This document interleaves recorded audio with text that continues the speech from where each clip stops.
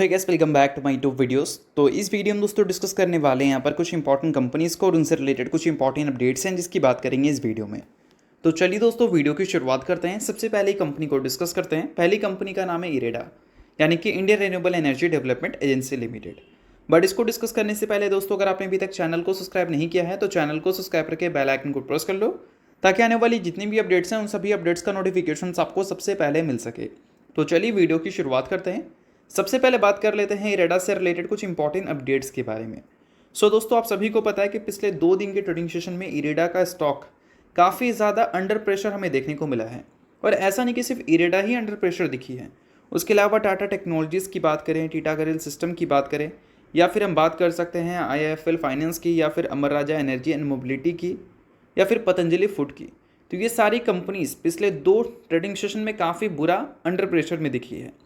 अब इसके पीछे का सबसे बड़ा रीज़न ये है दोस्तों कि F&O सेगमेंट में इन सभी कंपनीज़ का हमें एंट्री देखने को मिला है, और एंट्री की वजह से इनके जो वॉल्यूम्स हैं उसमें काफ़ी ज़्यादा ह्यूज स्पाइक हमें देखने को मिली है।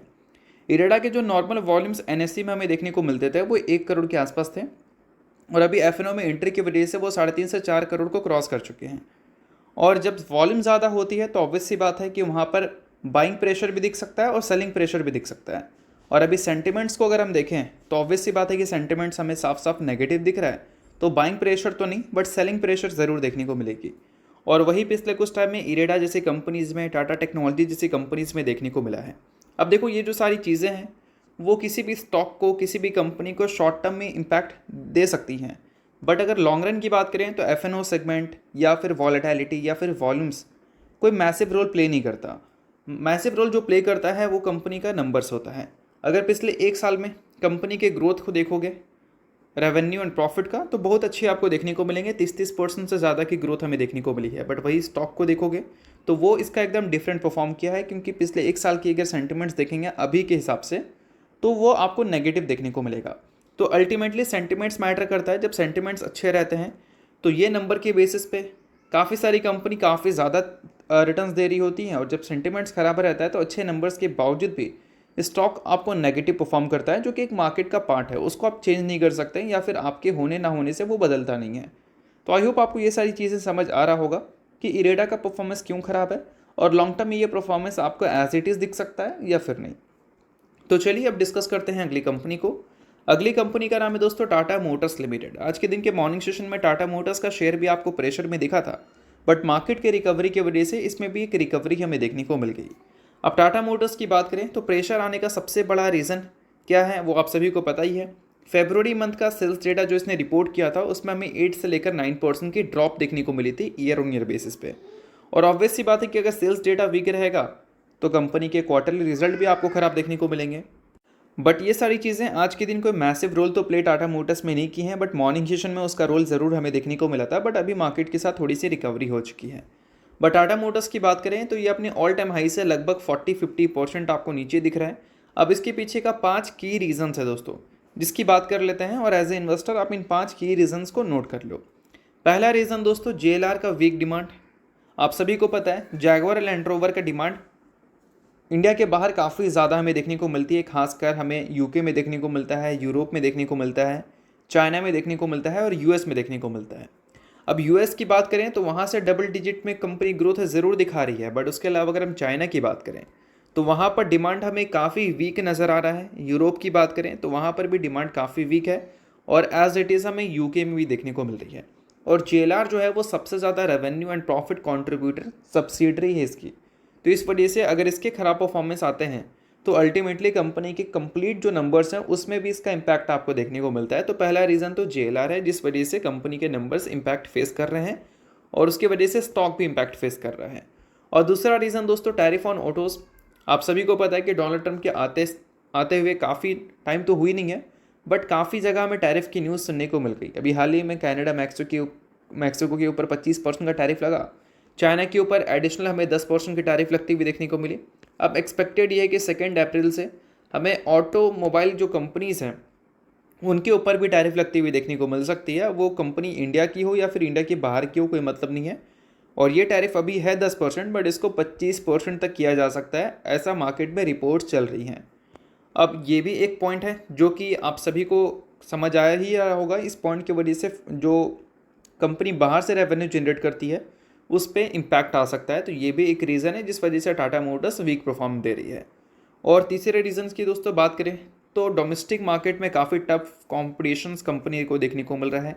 अगर हम ईवी सेक्टर की खासकर बात करें, अब देखो आप सभी को पता होना चाहिए कि ईवी सेक्टर में टाटा मोटर्स की सबसे पहले एंट्री हुई थी। एक टाइम पे ईवी सेक्टर में 80% से ज़्यादा का मार्केट शेयर इंडिया में टाटा मोटर्स के पास ही था। फिर ये घटकर 75% के आसपास आ गया। अभी कितना है मुझे पर्सनली नहीं पता, आप देख लेना एक बार जाकर। अब ऐसा क्यों हो रहा है कि मार्केट शेयर लगातार गिर रही है? क्योंकि सबसे पहले अगर आपने एंटर किया तो 10 में से 9 कर तो आप ही का बिकेगा ना, क्योंकि बड़े प्लेयर्स तो है ही नहीं। बट अब हमें देखने को मिल रहा है महिंद्रा की भी एंट्री। अब हमें और भी काफ़ी सारी जो कंपनीज़ हैं इंडिया में अपना कार्स बेचती हैं उनके भी ईवीज़ देखने को मिल रही हैं।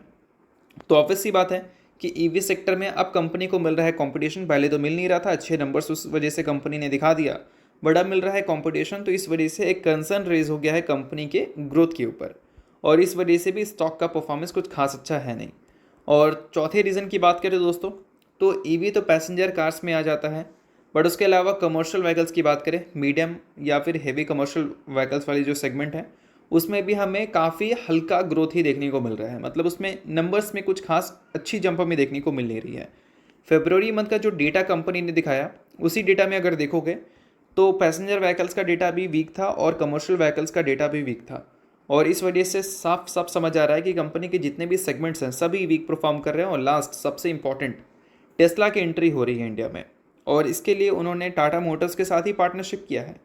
बट कहीं ना कहीं टेस्ला की अगर एंट्री होती है, जो कि ग्लोबली सबसे बड़ा मार्केट शेयर ले रखी है ईवी सेक्टर में, तो वो कहीं ना कहीं हमारी जो एग्जिस्टिंग प्लेयर्स हैं ईवी सेक्टर के उसको थोड़े से डिस्टर्ब कर सकते हैं।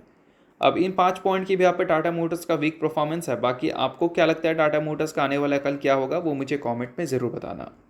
तो चलिए अब डिस्कस करते हैं वारी रिन्यूएबल टेक्नोलॉजीज़ को, जो कि अपने 52 वीक हाई से करीब 73% टूट चुकी है। अब ये टूटने का सबसे बड़ा रीज़न क्या था? तो सबसे बड़ा रीज़न था ग्रोथ। कंपनी ने पास्ट में इतने अच्छे रिटर्न्स दिए, इसलिए दिए क्योंकि कंपनी के जो रेवेन्यू थे वो 300% से 200% से ग्रो किया करते थे हर साल, और हर क्वार्टर में भी, ऐसा भी आप बोल सकते हैं। और कंपनी के प्रॉफिट में भी सेम चीज़ था। बट अभी देखोगे तो कंपनी के जो प्रॉफिट्स थे Q4 के और Q3 के, उसमें एक चेंजेस हमें देखने को मिला। Q4 नहीं, और Q3 और Q2 की मैं बता दे रहा हूँ आपको। Q3 की अगर हम बात करें तो कंपनी के नंबर्स में ड्रॉप देख लो, Q1Q बेसिस पे काफ़ी ह्यूज है, और ईयर ऑन ईयर बेसिस पे ग्रोथ देख लो एकदम डिसेंट है, जो कि हम वारी रिन्यूएबल से उम्मीद नहीं करते हैं। और इससे पहले क्वार्टर के नंबर्स को देख लो, Q1Q बेसिस पे बहुत मस्त, और ईयर ऑन ईयर बेसिस पे तो और भी मस्त।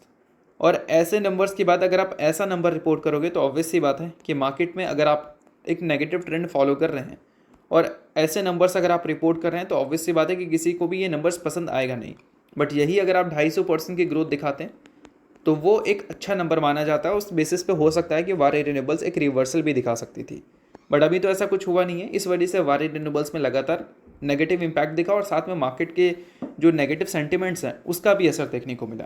अब इस वजह से दोस्तों अगर इसके पेग रेशो को देखोगे तो पेग रेशो हमें ये दिखा रहा है कि फ्यूचर के ग्रोथ पोटेंशियल्स के हिसाब से कंपनी का जो current price to earning multiples है वो सस्ता है। Current price to earning multiples 40 के रेंज के आसपास है, जो कि इंडस्ट्री की पी से भी कम है। और पेग रेशियो अगर 1 से कम रहता है तो मतलब वैल्यूएशन को सस्ता माना जाता है ग्रोथ को हिसाब रखकर, और 1 से ऊपर रहता है तो माना जाता है कि वैल्यूएशन स्टिल एक्सपेंसिव है अगर फ्यूचर के ग्रोथ अच्छे रहते हैं तो भी, या फिर जो भी ग्रोथ का रेट है उस हिसाब से। तो पेग रेशियो के हिसाब से तो वारी रिन्यूएबल्स अट्रैक्टिव लग रही है। बाकी आपका व्यू वारी रिन्यूएबल्स को लेकर क्या है वो मुझे कमेंट में आप बता सकते हैं। तो चलिए अब डिस्कस करते हैं अगली कंपनी को, जिसने दोस्तों 1:10 की रेशियो में स्टॉक स्प्लिट और 14.5 का डिविडेंड का अनाउंसमेंट किया है। नाम है दोस्तों कंपनी का वेस्वेस इंडिया लिमिटेड, जो कि आप नोट कर सकते हैं। सो अगर आप इस कंपनी के शेयर होल्डर हैं तो बेशक ये न्यूज़ आपके लिए अच्छी है। शेयर होल्डर नहीं है आप इग्नोर कर सकते हैं। छोटी कंपनी है तो किसी भी तरह का बाई सेल होल्ड रिकमेंडेशन नहीं है, बट न्यूज़ थी इस वजह से मैंने बता दिया। बाकी आप चाहो तो इग्नोर भी कर सकते हो। तो चलिए दोस्तों, ये सारी कुछ इंपॉर्टेंट कंपनी से रिलेटेड इंपॉर्टेंट अपडेट्स थी जिसकी बात की हमने इस वीडियो में। होप करता हूँ वीडियो आपको अच्छा लगा होगा। लाइक कीजिए, पहली बार सब्सक्राइब कीजिए। वीडियो के लिए बहुत बहुत शुक्रिया।